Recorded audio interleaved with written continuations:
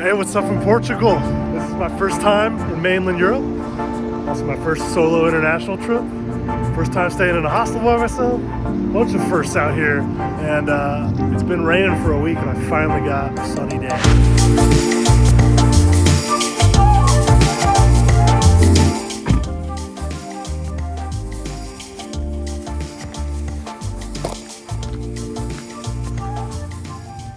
So I'm trying something new on this trip. I'm just plopping my phone wherever it looks kind of cool, usually on the ground, because it's way easier to film things on my phone than it is to set up the camera all the time. So a little bit drop of quality, but I think this is way more sustainable for this style video I'm trying out.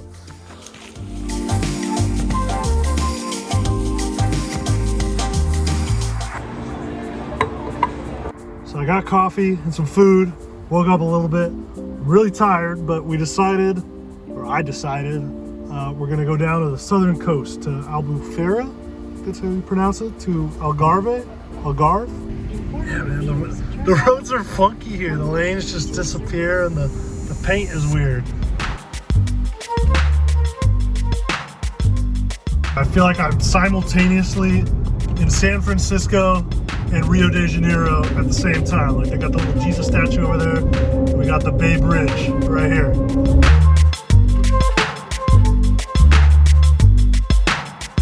Oh my goodness.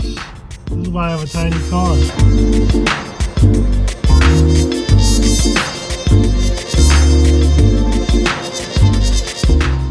We're wandering around in circles trying to find this hostel. Okay, here it is, I guess.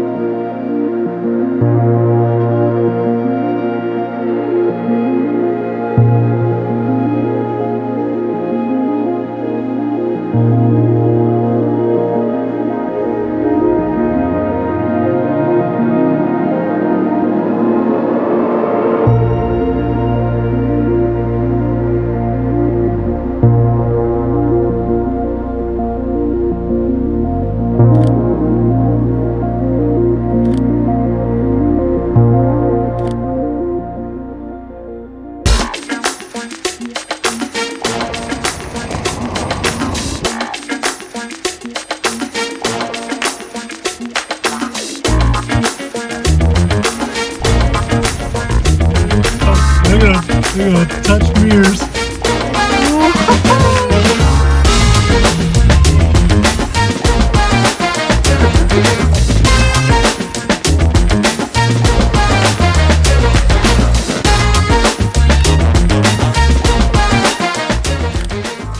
What's up? I'm at Cabo de Roca. This is the easternmost point of continental Europe.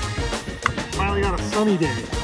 Heading back to Lisbon. This is the end of the road trip portion, which was really fun. I learned a lot. And there's a dude right there looking at me while I film. I'm not a big fan of it.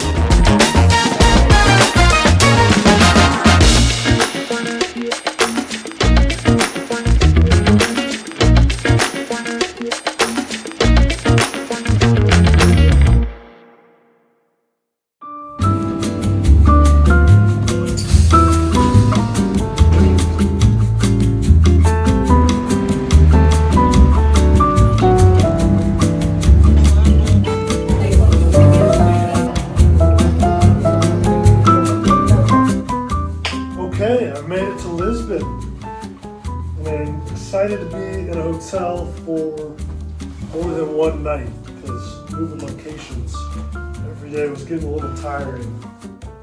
So this trip to Portugal is kind of acting like So this trip to Portugal is kind of acting like a little surrogate world travel trip for me. It's a little test trip as my first international solo trip, and I'm using it to learn a lot of things, try some new things, get out of my comfort zone. So like this is my first time trying out the hostel thing and staying in a dorm, but the dorm that I stayed in, there was nobody in it, so it was basically a private room with a bunch of bunk beds. I also met up with somebody on the couch surfing app, a local here named Pedro. Might have already shown that in the video. I'm learning there's some gear I need to add and subtract from my kit.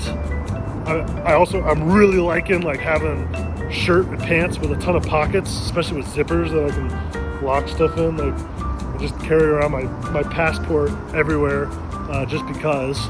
Also, at the very beginning of this trip, I was really anxious and nervous because it was a big thing, like coming to Europe for the first time, alone, not speaking Portuguese. And like some of that anxiety's still there, but 7 days in now, I'm starting to get used to it. I'm settling in right when I'm about to leave, which is kind of unfortunate. So this is a welcome surprise.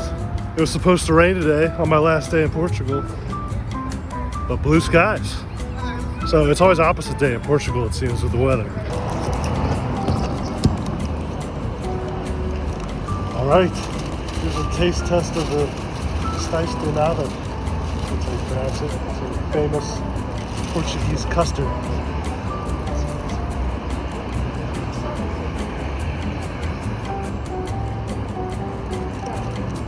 It's pretty good.